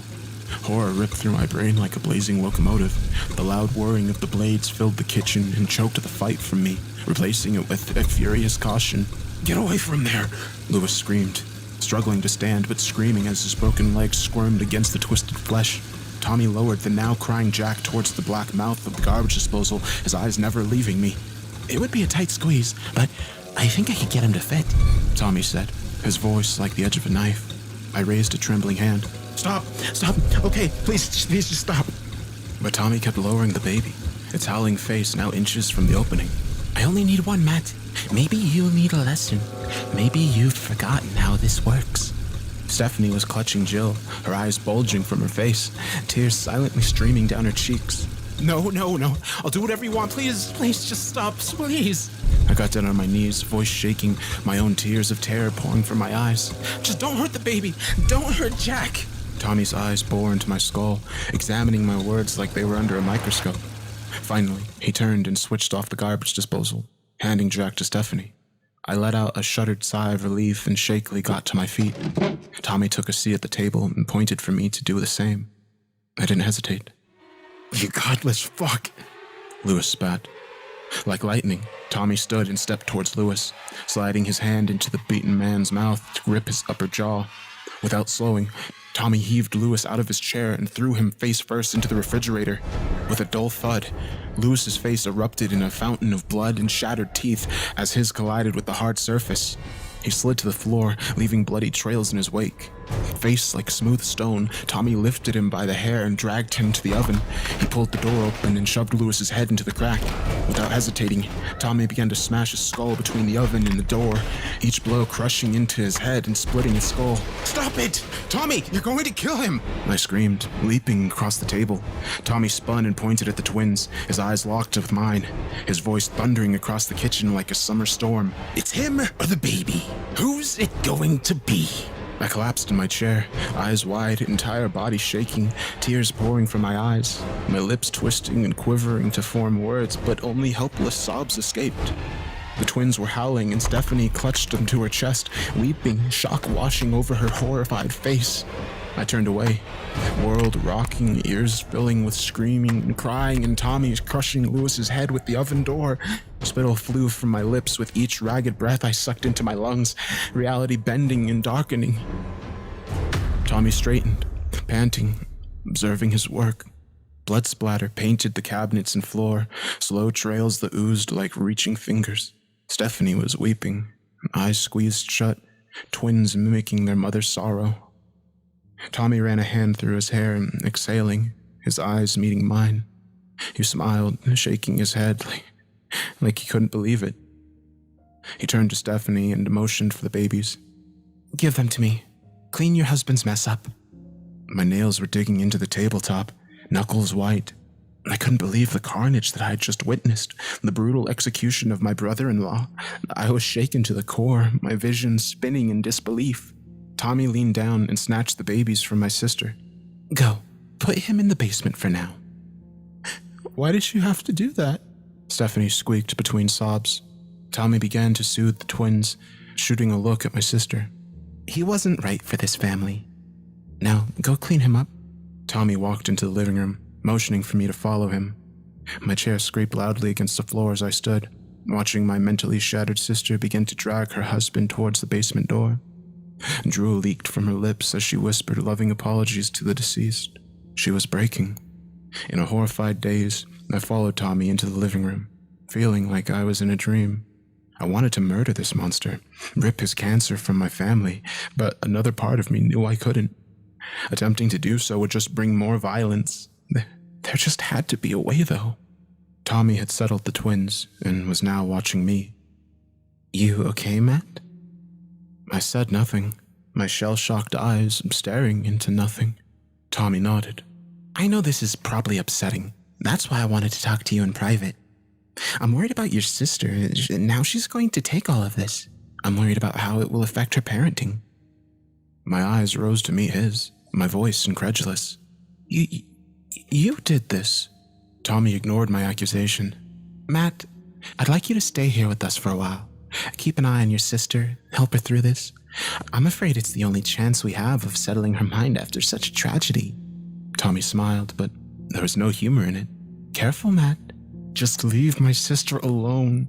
Get out of her life," I said through gritted teeth. "I can't do that," Tommy insisted. "Not with such beautiful children to be raised. In fact, that's the reason I'm here so early. I couldn't wait any longer. I had to see them." His eyes glowed, twin spotlights cutting into the darkness of my mind. I took a step toward him, whispering, "What the fuck are you?" I stayed with Stephanie that night. It had taken her almost 3 hours to clean up Lewis, and when she finished, she went up to her bedroom and collapsed. I put the babies to bed after giving them a bottle and stood on the balcony, staring down into our empty living room. Everything felt so wrong. Like I was dreaming. The shocking events that were slowly twisting my life dug into my brain, unearthing every horror that I'd spent years burying. A hand rested on my shoulder. I turned to see Tommy, the light in my sister's bedroom glowing behind him. "Go. Be with her tonight. It's important she feels the warmth of a man beside her. It will help ease her husband's passing." I said nothing, just stared into Tommy's smooth face. Every ounce of me screamed to plunge my fingers into his eyes. Tommy pushed me towards Stephanie's bedroom. "Go." Wordlessly, I walked down the hall and into my sister's bedroom. I shut the door behind me and went to sit on the bed. Stephanie was under the covers, staring at the ceiling through bloodshot eyes. Her skin was pale and heavy bags dripped down her face. I didn't know what to say, so I said nothing, I laid down next to her and turned off the lamp. I blessedly heard the shallow breath of sleep beside me. Good, I thought. Let her mind have a few hours of peace. The deep hours of the night snuck up on me, but I barely even noticed. My mind refused to shut down. Ideas and possible ways out circling my exhausted head like water circling a drain. I only need one of them. I examined those words, wringing out every possible meaning and scenario they could represent. I didn't like what I found. I glanced at my sleeping sister next to me, her suffering apparent even in slumber. My heart screamed for her, and I felt my eyes well up. She didn't deserve this. Not again. Not for another 5 years. I couldn't watch that. I couldn't let that happen. What was I willing to do to save her? What kind of person would I have to become? How could I possibly live with myself if I did what the darkness whispered? You know how to save her, something chuckled from the black. Tommy made a mistake tonight. Or was it? Maybe he's testing you. Either way, you know you can't continue like this. You can't live knowing your dear sister is breaking. I covered my face in the dark, tears staining my face. What kind of person would I be? At some point in the night, I became aware of something by the bedroom door. I turned my head and saw Tommy watching us through a crack in the door, his blue eyes illuminating the darkness to cast a soft glow across his smiling face. I shivered and turned away. It was hours before I felt his gaze leave me.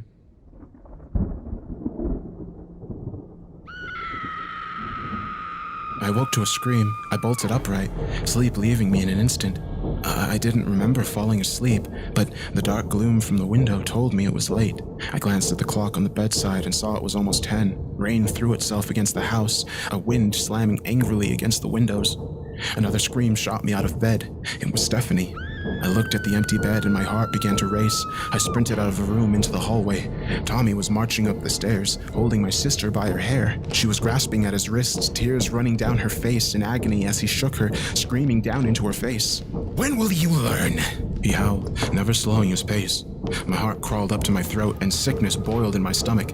"What happened? Tommy, let her go!" Still dragging my sister, Tommy ascended to the top of the stairs. He reached out and palmed my face, throwing me hard against the far wall. Stars exploded in my vision as my head bounced off the sheetrock, sending me to my knees. I'm sorry, I wasn't calling anyone, I promise." Stephanie howled as Tommy pulled her towards her bedroom. "The police can't help you. Matt can't help you. Only I can help you." Tommy snarled. He threw her across the room onto the bed and turned back to me. Fury stretched his face and burned in his eyes. "Your sister needs another lesson," he growled before slamming the door and locking it. I crawled to my feet, racing to the door. I jiggled the handle and pounded on the wood, screaming, begging. From inside, I heard something crash, and then my sister's voice arced and rose, reaching almost an animalistic height of hysteria. "Tommy, stop it, please! Leave her alone!" I cried, slamming myself against the door. It didn't bulge, and my sister continued to howl. I spun in the hallway, clawing at my hair, eyes wide. Fuck! My heart motored in my chest and my whole body shook, a sense of maddening helplessness and anguish threatening to overwhelm me. "Stop this!" my mind screamed. "You have to stop this!" I pounded the wall, tears rolling down my face. No! She still has a chance. She can recover from this plague. Do something before it's too late.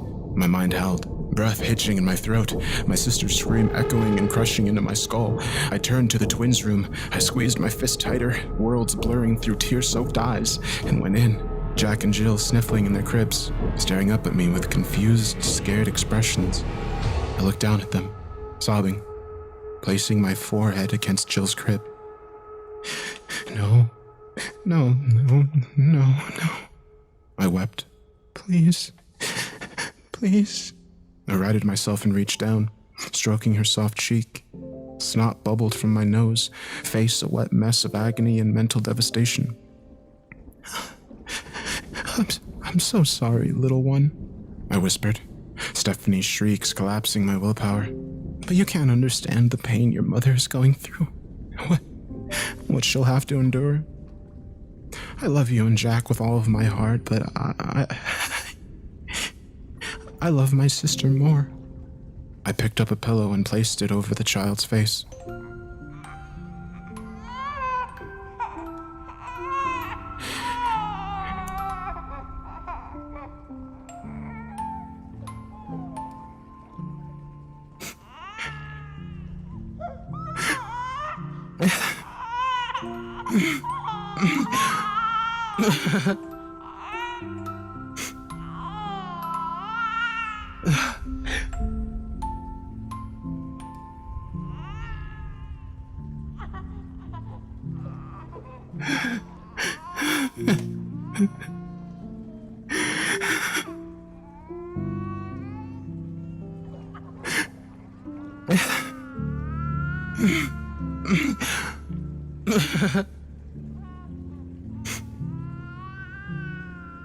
It took 48 seconds for Jill to die.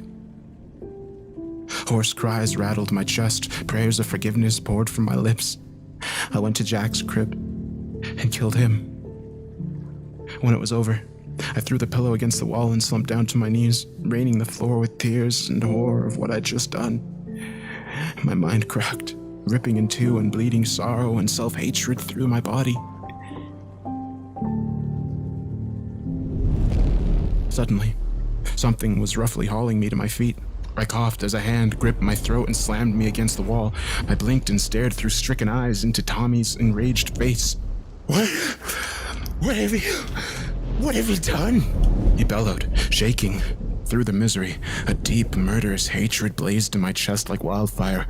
I leaned into Tommy, voice like hot steel. I'm freeing this family from your shadow. Screaming, I smashed my face into his as hard as I could. My vision blinked, the darkness quickly clearing under a storming rage. Ah! Tommy howled, stumbling backwards, clutching his face. Something yellow and thick dripped from his mouth. He looked down at it, eyes growing wide. I knew you could bleed, I snarled, wiping the tears from my face. Tommy stared at his covered face and then back up at me, fury reigniting. What have you done to the children? I killed your lifeline, I hissed. Before he could respond, I charged him. I threw my body into his, slamming his against the far wall with a heavy thud. The surprise and pain that rippled across his face fueled my sudden murderous hunger. I grabbed his hair and ripped his face to the side, burying my teeth into his soft throat. He screamed as my jaws snapped shut, my mouth filling with warmth and shredded flesh. I spat a mouthful out as Tommy shoved me back, hand going into his gushing throat, his fingers coated with yellow liquid pouring down his shirt and chest. I didn't let him recover. I grabbed a lamp and brought it crashing into his skull, bringing him to his knees. I drove a fist under his chin while simultaneously swinging the lamp again, driving the butt directly into his eyes. He howled, falling against the wall. Reaching out, desperate, I knelt over him, tossing the lamp aside. My fist thudded into the gaping hole in his throat, summoning new howls of agony. It fueled me, ignited me, filled me with rage. I stood and kicked him in the stomach. He started to crawl towards the door, but I brought a foot down into his spine, causing him to twist and shriek. Keeping my foot on his back, planting, I leaned down, voice like venom. It's over, Tommy, you motherfucker. Even through the obvious pain, his twisted eyes burning with hatred, his voice hoarse. You can't kill me. There are other families. I reached down and gripped beneath both of his hands. But not my family. I pulled back as hard as I could, muscles straining and screaming, howling, thrashing. Tommy's neck bent backwards until the skin of his throat split with a sickening pop. I didn't stop, sweat pouring from my brow, fingers digging into his skin. With a deafening crack, Tommy's spine broke at the base of his neck, and he was still. I collapsed on the floor, gasping, muscles burning.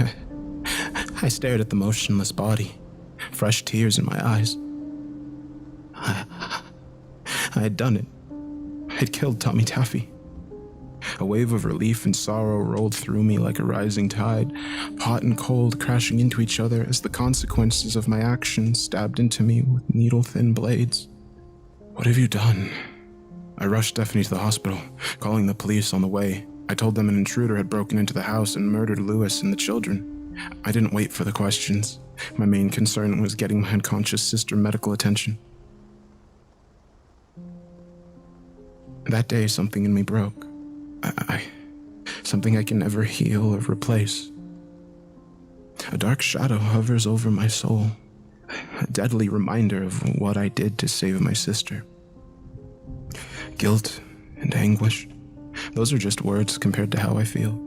I don't know if I'll be able to live with myself much longer, but I know Stephanie will live, my dear sister.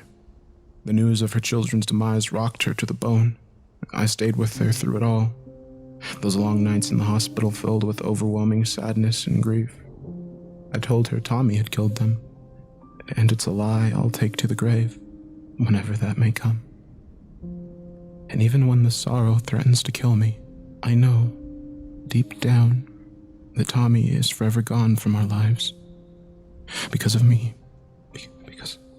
Because of what I did. Our family will die free from the shadow of that monster. Tommy Taffy.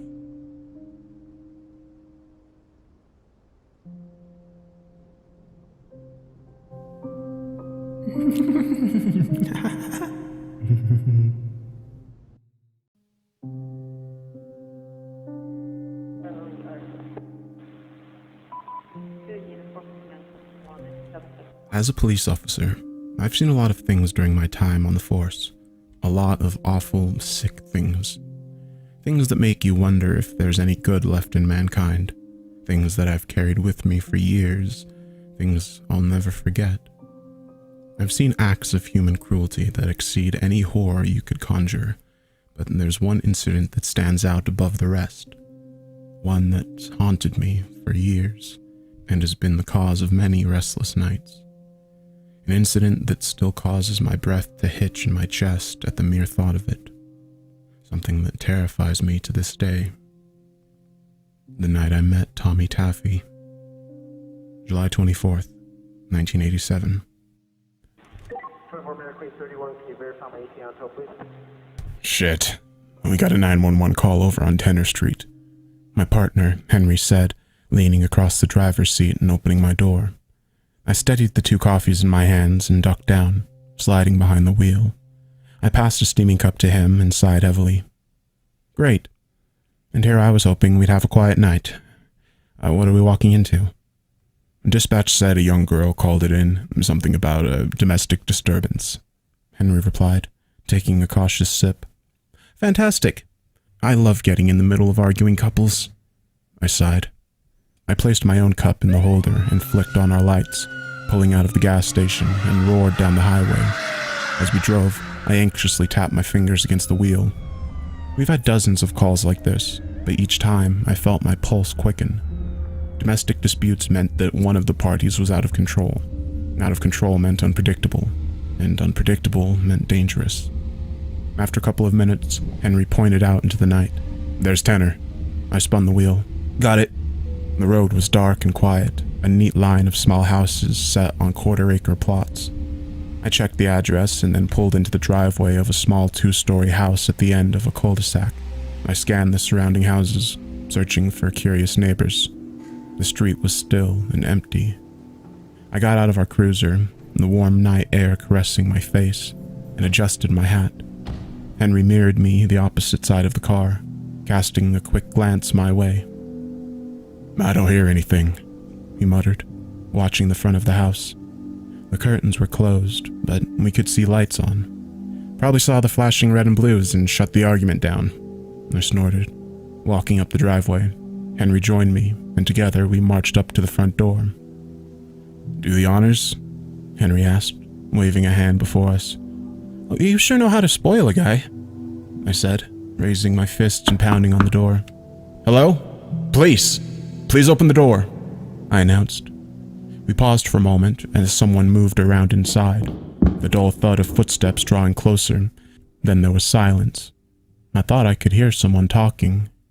A male voice. Please open the door, I repeated, rapping my knuckles on the wood. More silence, followed by a low, muffled conversation. Finally, the door cracked. A woman peeked out at us, her face flush. Henry tipped his hat. Evening, ma'am. We've had some complaints about a domestic disturbance. Could you please open the door? Everything is fine here, she breathed, her eyes shifting between the crack to appraise us. Just leave us alone. We're okay. I placed a hand on the door, my voice stern. Ma'am, can we please speak to the man of the house? Then a voice drifted out from it, cool and controlled, almost amused. It's all right, Mary. Let them in. Shaking, licking her lips, The woman stepped back and pulled the door open. We stepped inside and noticed the disarray she was in. Her hair was a mess and her cheeks were red and sweat lined her brow. And she looked absolutely terrified. Henry and I removed our hats and I gave her a reassuring smile as she closed the door behind us. "Evening, officers." I turned to look into the living room, and for a second, my heart stopped. Sitting in the chair, placed in the middle of the room facing us, was a man. But he wasn't a man. His features were off, almost alien. A smile pulled his lips to reveal teeth that weren't teeth, just a seamless stretch of white filling the space along his lips. His nose was just a nub protruding from the center of his face, and his eyes shined the brightest blue. His skin was perfect, poreless, and without a single blemish. His hair was blonde and cut short, and he crossed his arms over a white t-shirt that read "Hi" in a red cartoon font. He immediately reminded me of a doll, but not quite. "Seems like we have a slight misunderstanding," the man said, not moving. Henry shot me a look that showed he was just as put off by this man as I was. He cleared his throat and stepped forward. "Well, I had a call come in that there was some kind of argument going on here. It's just stopping by to keep the peace, make sure everything's okay." The man smiled wider. "Mary and I were having a slight disagreement. Nothing to call the police over." "What's your name?" I asked. I suddenly couldn't shake this feeling, this cold, creeping finger running along my spine. "My name is Tommy Taffy." I placed my hat back on my head. "Okay, Tommy, are you this woman's husband?" Tommy raised his thumb and slowly dragged it across his lips, his smile growing wider. Henry cocked an eyebrow. "Sir?" "He's not my husband," the woman behind me whispered so quietly I thought I imagined it. I turned and saw her, Mary, standing against the stairs, face pale as fresh snow. Henry went to her and placed a hand on her shoulder. "Ma'am, are you feeling okay? What's wrong?" Her voice dropped even quieter, her eyes bulging and bloodshot. "Get him out of here, please." Alarm bells were suddenly ringing in my head, and I turned back to Tommy, jumping at the sight of him. He had risen and now stood directly in front of me, that smile still plastered on his face. "She's just upset right now," he said softly, his voice like soft butter. "She doesn't mean that." I looked at Henry and saw he was suddenly on edge as well. Something about this situation, this strange man, the terror in this woman's eyes. It was off. All off. That finger caressing my spine was turning into a claw. "What did you do with my daughter?" the woman hissed at Tommy. "Sir, please step back," I said, placing a hand on my holster. Daughter? Was she the one who made the 911 call? Tommy raised his eyebrow at my gesture. "Step back? Officer, I'm cooperating and trying to resolve the issue." He looked past me at the woman, Mary. "I just want to get back to life with my family." Henry put a hand on Tommy's chest and gently pushed him away from me. "Sir, I'm going to have to ask you to sit back down until we sort this out." Tommy, still smiling, retreated a few paces but didn't return to the chair. His eyes bore into Mary, something burning between them. "Ma'am, it's Mary, correct? Is there a child in the house?" I asked softly, standing in front of her to block Tommy from view. She looked up at me. I saw tears filling her eyes. "He took her upstairs." And then she covered her face and quietly sobbed. My heart began to beat faster as I looked at Henry. "I'll go," he said, pushing past me. As Henry went to the stairs, I turned back to Tommy. "Did something happen that I should know about?" Tommy's eyes glowed. "Sir, did you do something?" I asked, taking a step forward. Tommy didn't move. "I've done a lot of things, officer." Henry thundered upstairs, and I watched Tommy closely to see if he'd give off some kind of reaction. He just kept staring at me, that smile plastered to his face. "Is there anyone else in the house?" I asked Mary, the hairs on the back of my neck rising. She continued to cry into her hands, clearly in distress, but managed to pull away long enough to mutter, "My husband. My daughter." "I'm your husband," Tommy said, shaking his head and grinning. He shrugged and tipped me a wink. She gets a little loopy when she's upset. Oh, you know how women are. Suddenly, Mary clenched her fist and began to scream right at Tommy. What did you do to Michael? Where's Lily? What did you do to them? I jumped at her sudden outburst, trying my best to piece together just what exactly was going on here. Before I could say anything else, I heard Henry cry from upstairs. Jesus fucking Christ! What the fuck? I released the strap on my holster, fingers sliding around the grip of my service pistol. Confusion and fear collided inside my mind and it left my head spinning. I shot a look at Tommy, who just grinned. I slowly backed up to the foot of the stairs. Henry! Henry, what's going on? My partner came into view on the balcony above, both eyes wide, face white. He leaned over the railing, covered his face with his hands, sucking in air. He was shaking uncontrollably, prayer spewing from his lips in a frantic whisper. Henry! I yelled, keeping my eye on Tommy. Henry pulled his face from his hands, his eyes bloodshot, and pointed at Tommy. Cuff him! Cuff him right now!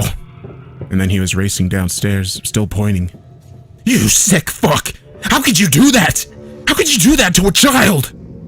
Henry bolted past me, and before I could react, he was tackling Tommy to the ground, spittle flying from his lips. You murderous fuck! And I rolled on the floor, grunting, and Henry fought to stay on top. Tommy had stopped smiling, trying his best to resist the onslaught, his mouth a grim line along his smooth face. Mary slumped to the floor, weeping, huddling into herself, panicking, not understanding what was happening. I pulled my gun from my holster and pointed it uselessly at my partner and Tommy. Henry had him flipped over on his stomach now, a knee planted in his back. I retrieved his cuffs and slapped them over Tommy's wrists. You evil bastard! You're gonna die in jail for this! Henry spat, clearly shaken to the core. I stepped forward and pulled him to his feet, trying my best to calm him. Henry! Talk to me! What happened? He grit his teeth, squeezing his eyes shut. The daughter's dead. Tommy started to laugh. Oh, what a terrible misunderstanding. Despite all appearances, I assure you, she's very much alive. Tommy turned his head back to stare at us. I care deeply about that little girl. I would never kill her. She was just being punished for using the phone. Henry's eyes bulged. Oh my God. And then he tore back up the stairs, screaming to hold on. The world was spinning, the events before me unraveling at a speed I couldn't keep up with. I kept my gun pointed at Tommy, and he glanced at Mary, who was curled up into herself on the floor, sobbing. Where's your husband? I asked, desperate to make sense of something, anything. What the hell is going on here? Mary rocked back and forth, her mind quickly disintegrating under the mental agony she had apparently undergone. She didn't answer, and so I got down on one knee and gripped her by the shoulder, spinning her to face me. Mary, where's your husband? Through tear-streaked eyes, she pointed upstairs, her voice cracking and shaking under an avalanche of sorrow. He took him into the bedroom, I think. And then she was lost to me again, retreating back into herself. I pushed the brim of my hat up, mouth dry, trying not to look at Tommy, who was smiling at me from the floor. Suddenly, Henry's voice blasted down to me from upstairs. Get up here! I need help getting her down! She's still breathing! Hurry! What the hell? Shooting a look at Tommy to make sure he was secure before racing up the stairs. I reached the top and could hear Henry down the hall, struggling with something, but all sounds suddenly faded as my eyes absorbed the scene at the opposite end of the hall from Henry. I was staring into the master bedroom, the corner of the king-size bed poking into view. 4 ornate bedposts rose from each corner, and impaled on one was the husband, upside down. His mouth was split open and his lips kissed the footboard. Blood pooling at the base, the wood spire disappeared into his throat and reappeared out of his groin. His body hung completely naked, his skin a mass of bruises and cuts. Blood and shit coated the floor, and I took a step back, a scream rising in my throat. What the fuck? What the fuck? What the fuck? I could hear Henry screaming my name, but the visceral vision held me like a vice. I felt vomit tickle the back of my throat, but found I didn't have the breath to expunge it from my body. Suddenly, a new cry cut the paralysis. A shrill, high-pitched scream. Mary. Something thudded down below, and then I heard a scraping noise like something being dragged across the floor. Mary's screams ceased almost as soon as they started. Henry was howling to call for backup, for EMTs, but my mind was beginning to strain under the horrors I was experiencing. I blinked and felt dizziness rock me, and I had to catch myself on the wall to keep from falling. I stumbled forward towards the balcony and looked down at where I'd left Tommy. He was gone, along with Mary. Tommy's cuffs lay twisted and broken on the floor. Jesus Christ, what the fuck is happening? I sputtered, and then the power went out. I heard Henry yell in surprise and confusion as I backed up against the far wall, stumbling in the complete darkness. A voice in my head told me that things had just escalated to a level I couldn't contain any longer. "Turn the lights back on!" Henry called. Feeling like I was in a daze, I walked forward and found the railing again. I leaned down into the black, listening for some clue as to where Tommy had gone, my heart thumping in my ears. And then, from the abyss below, I stumbled back and crashed down the hall towards Henry and the girl, hands groping and grasping in front of me like a blind man. I found a door and could hear Henry breathing in front of me. I dropped to my knees and called out to him. Suddenly, light blinded me and I raised my hands to my eyes. Henry lowered his flashlight, his face pale and terrified. "What the hell is going on?" he hissed. I started to answer but stopped when I saw the little girl he was holding in his arms. She couldn't have been more than 5 years old. Rope twisted and coiled around her body in knots and weaves that seemed endless. Her eyes were closed and her mouth was sealed with duct tape. I noticed her tiny cheeks were bloated, like her mouth was filled with something. I reached out and ripped the tape off, my fingers coming away bloody. Slowly something began to ooze out of her mouth, a mixture of blood and saliva. "Oh my God," Henry whispered, voice shaking. Dozens and dozens of sharp tacks poured from her lips and dripped into the carpet. My eyes met Henry's and he shared a look of absolute horror. Gently, Henry reached into her mouth and pulled out the remaining ones, tossing them aside with a disgusted grimace. "What kind of monster does this?" I whispered. "That's not the worst of it," Henry said, shaking his head. "Look." He lifted her tiny yellow skirt, and I felt all life drain from my body in a rush of cold mental agony. Whoa, what did he... How? I mumbled, feeling a lump of fury and sorrow rise in my chest. Henry lowered her skirt. "It's going to take a lot to get her right again." Suddenly, from the black beyond the door, we heard the creak of wood as someone ascended the stairs to the second floor. I pulled my gun from its holster and Henry clicked his flashlight off, shuffling against the wall and throwing me a terrified look. "Kill that fucker," Henry whispered. I stood, the pistol grip growing sweaty in my hands, with my back flush against the wall. I peeked out into the dark of the hallway. I heard something whisper from the shadows by the top of the stairs. "Officer down. Officer down." I pulled my flashlight from my belt and readied it in my hands, bringing it under the pistol and pointing it towards the voice. "Do it," Henry growled. I clicked the light on, heart sputtering and prepared to shoot, but there was no one there.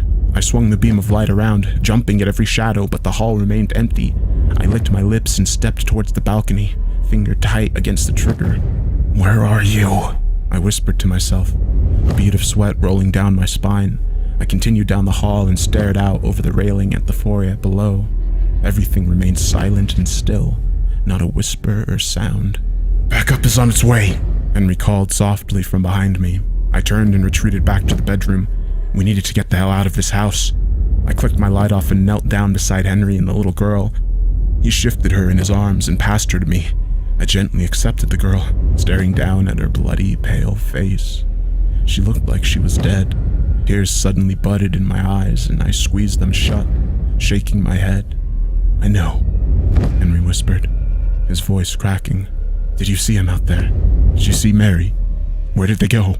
A voice answered from the end of the hall, from the bedroom where the husband was impaled. "I'm afraid she had an accident." Henry and I jumped at the sudden noise, and our heads turned to stare out into the dark hallway. 2 blue eyes glowed at us from the end of the hall, shining like cobalt diamonds. "Mary tumbled down the basement stairs and broke her neck." Tommy cooed, chuckling. "This whole night is turning into a disaster, I'm afraid." Before I could say anything, Henry was on his feet, snarling and pulling his pistol free. He lunged forward and pulled off 3 shots towards where the eyes were. Darkness swallowed up the blue, and we heard the bastard still chuckling from the other room.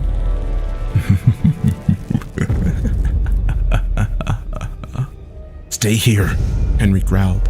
He stepped out into the hallway and closed the bedroom door behind him, enveloping me in complete black. Before the door swung shut, I saw the red and blue light of our backup arrive and spill into the house from downstairs. Henry's footsteps thudded down the hall, and I heard him yelling in fury for Tommy.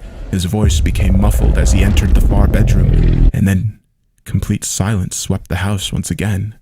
So sudden, I sucked in my breath like it was trying to escape. I counted the drum of my heartbeat. 1, 2, 3, 4, 5... The bedroom door before me exploded in a shower of splinters as Henry was hurled through it, face first. He soundlessly crunched into the opposite wall, and I heard the fatal snap of his spine severing. I cried out, horrified, my breath rushing to get back into my lungs in a wave of terror. "Get out! Get out! Get out!" I gripped the little girl in my arms and stood, sweat straining the collar of my shirt. I licked my dry lips and grit my teeth as I heard the creak of wood as Tommy descended the stairs again, his voice floating back up to me. "Officer down! Officer down!" I crept down the hall and saw through the front windows over the railing that the 2 officers who had been sent were now approaching the front door. Before I could call out, Tommy had flung the door open again, a smile plastered to his face. "What seems to be the trouble?" he asked, casually, swinging the door closed behind him, obscuring my view. Knowing I had precious seconds, I hoisted the unconscious girl over my shoulder and flew down the stairs. From outside, I could already hear someone screaming. I turned in the darkness and fled to the kitchen, blinking back sweat as panic grasped my throat with an iron grip. I bumped into a wall and felt my shoulder wince in pain, but I ignored it, desperately searching for the back exit. There, a sliding glass door. I shifted the girl in my arms and pulled the door open, stepping out into the night, gasping with relief as the warm air dried the sweat on my forehead. I silently slid the door closed behind me and heard Tommy enter the house once again. Keeping low, I shifted my way around the side of the house, every sense cranked to 11. As I made my way to the front yard, the police car that had come to our aid drifted into view. The 2 officers lay dead across the hood, their throats ripped out. "Jesus Christ!" I cried softly, voice straining.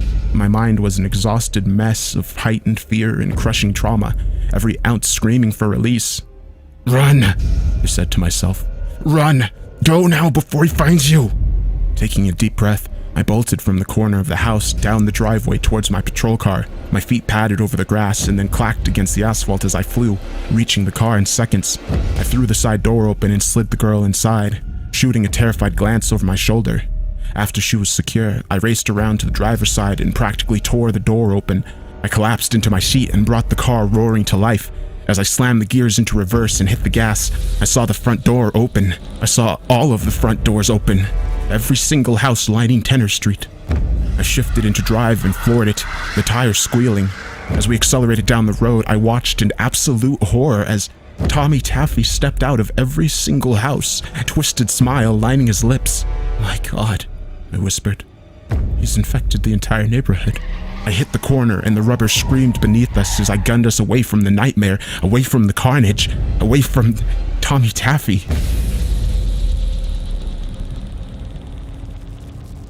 It's been 30 years since that awful night. Not a day goes by where I don't think about the depravity and horror I witnessed. How do you explain such bizarre violence and terror to someone who hasn't been exposed to such things? You can't really. And so I've suffered the memories in silence. No trace of Tommy was found after the incident. By the time I got the little girl to the hospital, screaming into my radio the entire time, the neighborhood was gone. Yes, gone. The monster burned it all to the fucking ground. Every home, every house, every person, the entire street. I heard the report a couple hours after I rushed the girl into the ER. I remember standing outside the hospital, blood still staining my hands and seeing the horizon glow from the blaze. What hell I've carried with me. But at least it doesn't all end in misery. I've stayed in touch with the little girl I saved that night. Blessedly, she survived and has found joy in her life. I don't know how she recovered mentally from that nightmare, but she has. I visit her and her husband every now and again. She really is amazing. I was over at their house a couple days ago, and they told me the most wonderful news. They told me that they're going to be parents soon.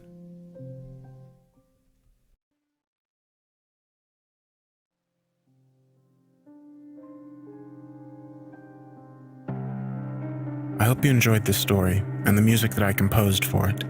If you did, make sure to like the video and leave a comment letting me know what you'd like to see in future videos. And if you didn't, let me know what you think I can do to improve my narrations or videos. And make sure to look in the description for the author information so you can see more of their work if you'd like. With that said, have a good night.